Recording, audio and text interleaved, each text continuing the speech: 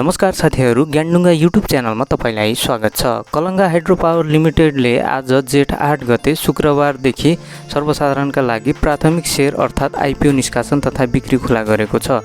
कम्पनीले नेपाल धितोपत्र बोर्डबाट जारी पुँजी 1 अर्ब 40 करोड रुपैयाँको 30% हुन आउने 49 करोड रुपैयाँ बराबरको 49 लाख किता शेयर निष्कासन गर्ने अनुमति पाएको थियो। जसमध्ये पहिलो चरणमा कम्पनीले 14 लाख किता साधारण शेयर आयोजना प्रभावित क्षेत्रका बासिन्दाहरूका लागि र 3,50,000 किता साधारण शेयर वैदेशिक रोजगारमा रहेका नेपालीहरूका लागि निष्कासन गरी बाँडफाँड गरिसकेको छ। त्यस्तै कम्पनीले 1,95,000 किता शेयर सामूहिक लगानी कोष र 1,05,000 किता शेयर कर्मचारीहरूका लागि बाँडफाँड गरिसकेको छ।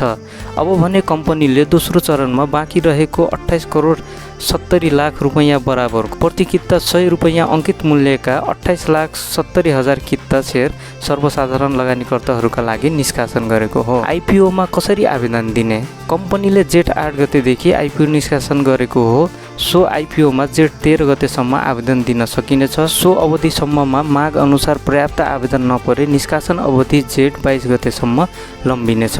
कम्पनीको आइपिओमा नेपाल धितोपत्र बोर्डबाट स्वीकृति प्राप्त गरेका सम्पूर्ण सिआजबा सदस्य तथा वित्तीय संस्थाहरू तिनका तोकिएका शाखा कार्यालयहरूबाट आवेदन दिन सकिनेछ। त्यसैगरी सिडिएसले सञ्चालन गरेको मेरो शेयर वेबसाइट तथा मोबाइल एपबाट पनि आवेदन दिन सकिनेछ। कम्पनीको धितोपत्र निष्कासन तथा बिक्री प्रबन्धक सानिमा क्यापिटल लिमिटेड रहेको छ। त्यसैगरी कम्पनीको प्रत्याभूतिकर्ता हिमालयन क्यापिटल लिमिटेड र हिमालयन सामूहिक लगानी कोष अन्तर्गत सञ्चालित हिमालयन क्यापिटल लिमिटेडद्वारा व्यवस्थापन गरिएको हिमालयन 80-20 रहेको छ। कति किता आवेदन दिने? कम्पनीको आइपिओमा इच्छुक लगानीकर्ताले प्रति किता 100 रुपैयाँ अङ्कित मूल्यमा न्यूनतम 10 किताका लागि आवेदन दिनुपर्नेछ। सोभन्दा बढीका लागि अधिकतममा 20,000 कितासम्मका लागि आवेदन दिन सकिनेछ।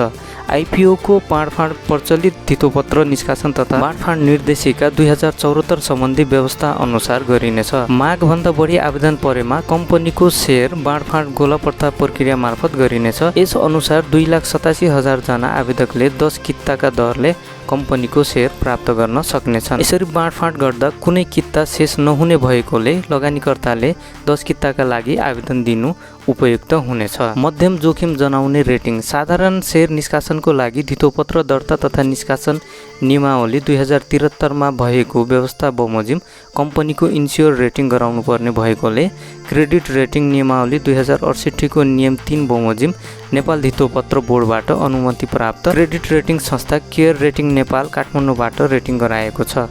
केयर रेटिङ नेपालले कम्पनीलाई care NP BB ensure rating प्रदान गरेको छ। यसले समयमा वित्तीय दायित्व वहन गर्ने क्षमतामा मध्यम जोखिम रहेको सङ्केत गर्दछ। केयर रेटिङ नेपालले कम्पनीलाई 2082 पुस 15 गते क्रेडिट रेटिङ सम्बन्धी रेटिङ ग्रेड प्रदान गरेको थियो। सो रेटिङ 2083 माघ 9 गतेसम्म बहाल रहनेछ। कस्तो कम्पनी हो? कलङ्गा हाइड्रो पावर लिमिटेड 15.33 मेगावाटको कलङ्गागाड जलविद्युत आयोजना निर्माण तथा सञ्चालन गर्ने उद्देश्यका साथ कम्पनी ऐन 2063 बमोजिम 2064 पुस 5 गते नेपाल सरकार कम्पनी रजिस्ट्रारको कार्यालयमा प्राइभेट लिमिटेड कम्पनीको रूपमा दर्ता भई 2078 असार 30 गतेको निर्णय अनुसार प्राइभेट लिमिटेड कम्पनीबाट पब्लिक लिमिटेड कम्पनीमा परिणत भई कारोबार सञ्चालन गरिरहेको छ। कम्पनीको रजिस्टर कार्यालय ललितपुर जिल्ला ललितपुर महानगरपालिका वडा नम्बर 3 धोबीघाटमा रहेको छ भने आयोजना स्थल बझाङ जिल्ला सुनखुरी खेरातडी र बाँच गाउँपालिकामा रहेको छ।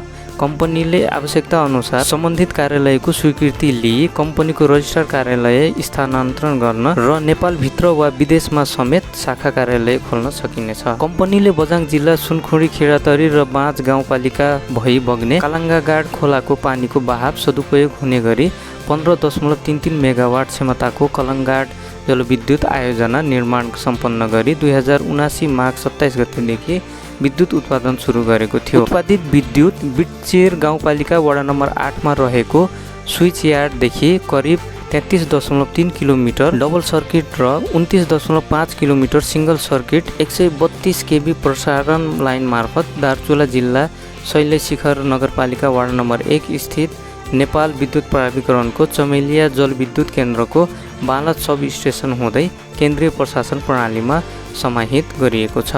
कम्पनीले सञ्चालन गरेको आयोजनाको कुल लागत 4 अर्ब 33 करोड 93,42,310 रुपैयाँ 3 पैसा रहेको छ भने प्रति मेगावाट लागत 28 करोड 30,62,120 रुपैयाँ 68 पैसा रहेको छ भने आयोजनाको साधारण लगानी फिर्ता हुने अवधि 9.29 वर्ष र डिस्काउन्टमा लगानी फिर्ता हुने अवधि 18.01 वर्ष रहेको छ। आइपिओ जारी गर्नुको उद्देश्य कम्पनीको प्रबन्ध पत्रमा रहेको व्यवस्था अनुसार जारी पुँजीको 10% सेयर आयोजना प्रभावित क्षेत्रका स्थानीय बासिन्दाहरूलाई तथा जारी पुँजीको 35% सेयर सर्वसाधारणमा बिक्री गर्नुपर्ने प्रावधान अनुरूप सेयर निष्कासन गरी कम्पनीको चुक्ता पुँजी 1 अर्ब 40 करोड रुपैयाँ पुर्याउन कम्पनीले आइपिओ जारी गरेको हो। त्यस्तै कम्पनीले लिएको ब्याङ्क कर्जा रकम चुक्ता भुक्तानी गर्न, वित्तीय एवं आर्थिक गतिविधिहरू विस्तार गर्न आवश्यक पर्ने पुँजीको व्यवस्था गर्न र प्रबन्ध पत्र तथा नियमावलीमा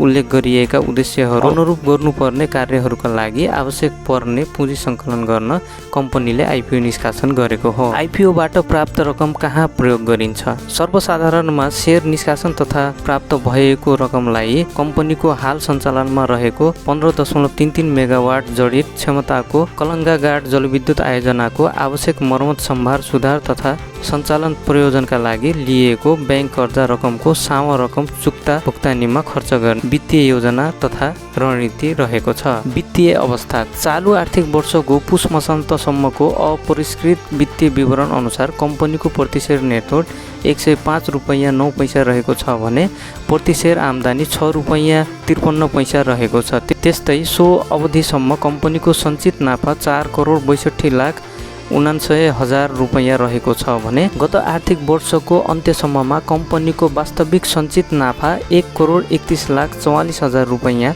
ऋणात्मक थियो। यो कम्पनीको वित्तीय अवस्था चालु आर्थिक वर्षको पुष मसान्तसम्मको अपरिष्कृत वित्तीय विवरण अनुसार कम्पनीको प्रति सेयर नेटवर्थ 105 रुपैयाँ 9 पैसा रहेको छ भने प्रति सेयर आम्दानी 6 रुपैयाँ 53 पैसा रहेको छ। त्यस्तै सो अवधिसम्ममा कम्पनीको सञ्चित नाफा 4 करोड 62,99,000 रुपैयाँ रहेको छ भने गत आर्थिक वर्षको अन्त्यसम्ममा कम्पनीको वास्तविक सञ्चित नाफा 1 करोड 31,44,000 रुपैयाँ ऋणात्मक रहेको थियो। सो अवधिसम्ममा कम्पनीको प्रति सेयर नेटवर्थ 98 रुपैयाँ 56 पैसा रहेको थियो भने प्रति सेयर आम्दानी 1 रुपैयाँ 48 पैसा रहेको थियो। चालु आर्थिक वर्षको अन्त्यसम्ममा कम्पनीले 8 करोड 16,82,000 रुपैयाँ सञ्चित मुनाफा कमाउने प्रक्षेपण गरेको छ। सो अवधिसम्ममा कम्पनीको प्रति सेयर आम्दानी 6 रुपैयाँ 77 पैसा र प्रति सेयर नेटवर्थ 105 रुपैयाँ 83 पैसा पुग्ने प्रक्षेपण गरिएको छ। यस कम्पनीको सञ्चालक समितिको संरचना कम्पनीको नियमावली नियम 27 बमोजिम कम्पनीमा 1 जना महिला सञ्चालक सहित 7 जनाको सञ्चालक समितिको व्यवस्था रहेको छ, जसमा संस्थापक समूहबाट मनोनीत र निर्वाचित 4 जना तथा सर्वसाधारण समूहबाट निर्वाचित 2 जना र यस क्षेत्रको व्यवसायसँग सम्बन्धित विषयमा ज्ञान तथा अनुभव हासिल गरेको 1 जना स्वतन्त्र सञ्चालक रहनेछन्।